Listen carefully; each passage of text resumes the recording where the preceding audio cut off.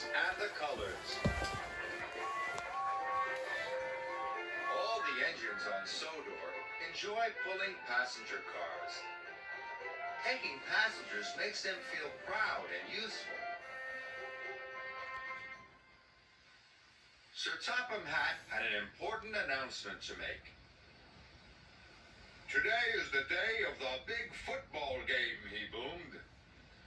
The Sodor school team will play a team from the mainland. All the engines were very excited. Whoever finishes their jobs first will pull the Sodor team. Last year, James had pulled the Sodor team. His passenger cars had been decorated with ribbons and flags. Everyone had cheered. This year, Thomas wanted to pull the Sodor team cars. He was going to try hard to finish his jobs first. Soon, Thomas's work was done. He was sure he had finished first, and he steamed proudly to the yards. But when he puffed into the yards, there was James. James had finished all his jobs first. "Cinders and ashes!" cried Thomas. "Look, Thomas," puffed James proudly. "Don't these flags look wonderful on me?" Thomas was upset. "But you pulled the team cars last year," he huffed. "And I'm pulling them again this year," snorted James, "because I finished all my jobs and I got to the yard first." Thomas was very unhappy. "It's not fair," he wished. He wanted to find a way to make James change his mind.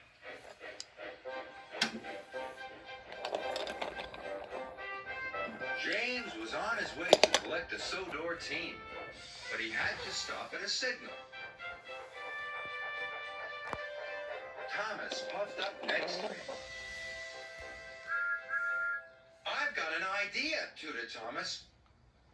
"Why don't you take Sir Topham Hatt to the game? He will have the trophy. That's the best job. Then I can take the Sodor team cars for you."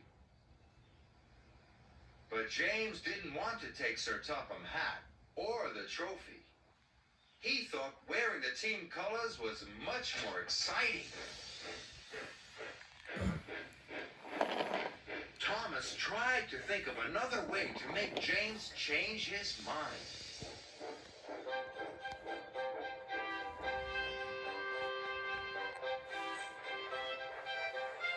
James puffed along by the canal.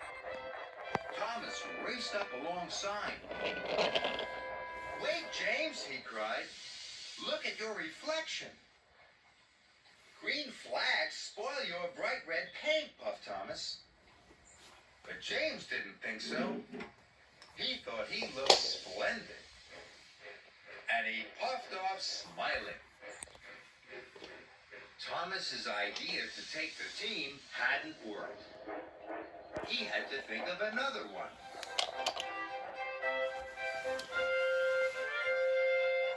James was still puffing proudly to collect the Sodor team. Thomas was puffing along too. He was thinking hard. Suddenly, an idea flew into his funnel. Thomas pulled up to the signal box. He was pleased that James hadn't yet arrived. "Quick, sir! You must change the points." So the signalman pulled a big lever. Then Thomas watched James fly into the siding. The siding hadn't been used for a long time. It was very overgrown. Thomas heard scratching and scraping sounds. When Thomas saw what had happened, he could not believe his eyes. "Cinders and ashes!" cried Thomas. All the green and white flags had been ripped from James's funnel and cab. The Sodor team colors are ruined, cried James. Thomas felt terrible. I'll go for help, he said, and he steamed quickly away. Thomas felt very silly. He wanted to take the team, and he had spoiled everything. Just then, he saw Bertie.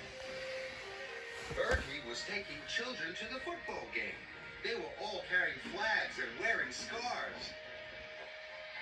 But Bertie had broken down.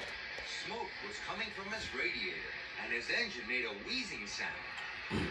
Please, Thomas, said Bertie, can you take the children to the football game for me?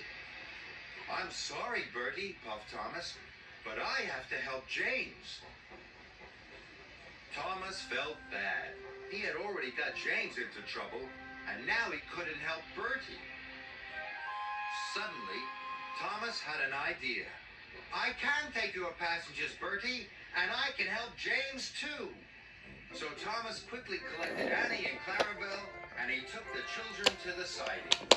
They had a wonderful time. They decorated James with their scarves and flags. He looked splendid.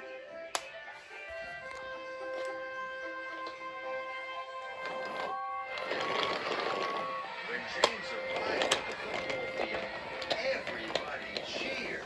They all thought he looked wonderful. I look even better than last year, puffed James proudly. Thomas was very pleased. Maybe I could pull the school team next year, Thomas asked hopefully. James thought that was a grand idea. But only if you get to the yard first, he teased.